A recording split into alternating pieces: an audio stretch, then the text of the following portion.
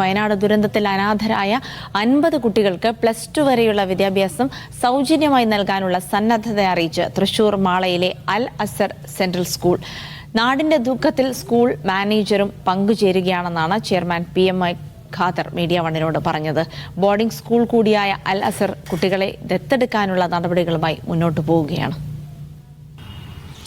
വയനാട്ടിൽ സംഭവിച്ച ദുരന്തത്തിൽ നാടാകെ ഒത്തുചേരുകയാണ്. വയനാടിന്റെ ദുഃഖത്തിൽ നാടെല്ലാം പങ്കാളിയാവുകയാണ്. ഇപ്പോൾ ഇവിടെ മാള അൽ അസർ സെൻട്രൽ സ്കൂളും അതിൽ പങ്കുചേരുന്നു. നമ്മൾ 50 കുട്ടികൾക്കല്ലേ നിലവിൽ ഒരു സഹായം ചെയ്യാൻ ഉദ്ദേശിക്കുന്നത്? ഞങ്ങൾ ആഗ്രഹിക്കുന്നത് 50 കുട്ടികളെ അനാഥരായവർ എത്രയുണ്ട് എന്ന് ഇതുവരെ കണക്ക് ആക്കപ്പെട്ടിട്ടില്ല. അപ്പോൾ അനാഥരും അഗതികളുമായ 50ഓളം കുട്ടികളെയെങ്കിലും ദത്തെടുത്ത് ഈ കാണുന്ന സ്കൂളിൽ പഠിപ്പിക്കാനും അവർക്ക് താമസം നൽകാനും ഭക്ഷണം, വസ്ത്രം, താമസം, ചികിത്സ തുടങ്ങിയുള്ള എല്ലാ സൗകര്യങ്ങളും ഏർപ്പെടുത്തിക്കൊണ്ട് അവർ വളർന്ന് വലുതാകുന്നതുവരെ +2 വിദ്യാഭ്യാസം പൂർത്തിയാക്കുന്നതുവരെ ഞങ്ങൾ അഡോപ്റ്റ് ചെയ്യാനാണ് ആഗ്രഹിക്കുന്നത്.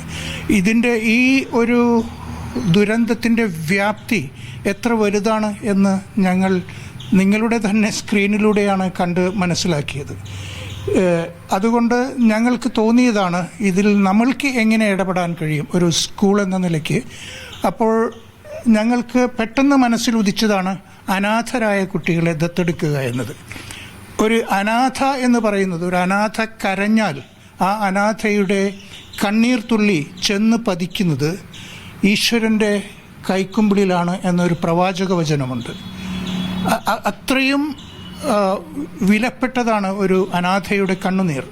അപ്പോൾ ആ കണ്ണുനീർ നിലത്ത് വീഴാതെ ഈശ്വരൻ്റെ കൽപ്പന സ്വീകരിച്ചുകൊണ്ട് അവരെ ദത്തെടുത്ത് ഈ സ്ഥാപനത്തിൽ വളർത്തുക എന്നതാണ് ഞങ്ങൾ ആഗ്രഹിക്കുന്നത്. അപ്പോൾ നമ്മൾ അതിൻ്റെ നടപടിക്രമങ്ങളായി മുന്നോട്ട് പോയിട്ടുണ്ട്. എങ്ങനെയാണ് അതിൻ്റെ നടപടിക്രമങ്ങൾക്ക് വേണ്ടി ഒരു ടീമിനെ ചുമതലപ്പെടുത്തിയിട്ടുണ്ട്. ആ ടീം അതിനുവേണ്ടി പ്രവർത്തിച്ചു തുടങ്ങിയിട്ടുണ്ട്. അതിൽ നിയമപരമായ ഒരുപാട് വശങ്ങളുണ്ട്.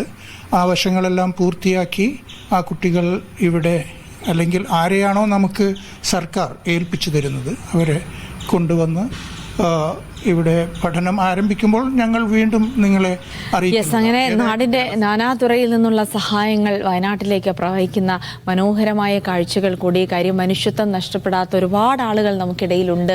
കാരണം വയനാടിനെ ചേർത്ത് പിടിക്കാം. വയനാട്ടിൽ ഈ മുണ്ടക്കയിൽ ദുരന്തത്തിൽ മരിച്ച ആളുകളെ നമുക്ക് മുൻപ് അറിഞ്ഞോ പരിചയമോ ആയ ആളുകളല്ല. പക്ഷേ അവരൊക്കെ മനുഷ്യരാണ്. അവരനുഭവിക്കുന്ന വേദന ഒരു മനുഷ്യൻ എന്ന നിലയിൽ മറ്റുള്ളവർ മനസ്സിലാക്കുന്നു എന്നതുകൂടിയാണ് ഈ സഹായങ്ങളിൽ നിന്നൊക്കെ നമ്മൾ മനസ്സിലാക്കുന്നത്.